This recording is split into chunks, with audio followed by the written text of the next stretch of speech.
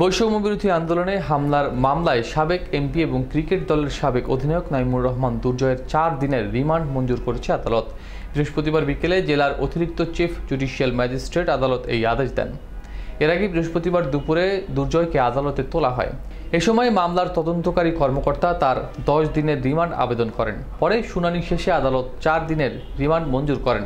গতকাল বুধবার রাজধানীর লালমাটিয়া থেকে নাইমুর রহমান দুর্জয়কে গ্রেফতার করে মানিকগঞ্জ জেলা গোয়েন্দা পুলিশ। তার বিরুদ্ধে দুর্নীতি ও আর্থিক অনিয়ম সহ বিভিন্ন অভিযোগে একাধিক মামলা রয়েছে। উল্লেখ্য, 2014 সালে 10ম জাতীয় সংসদ নির্বাচনে মানিকগঞ্জ 1, শিবালয়, ঘিওর ও দৌলতপুর আসন থেকে প্রথমবারের মতো এমপি নির্বাচিত হন দুর্জয়। একই আসন থেকে পরের সংসদে প্রতিনিধিত্ব করেন তিনি। বাংলাদেশ ক্রিকেট দল টেস্ট স্ট্যাটাস পাওয়ার পর প্রথম টেস্ট দলের অধিনায়কও ছিলেন তিনি।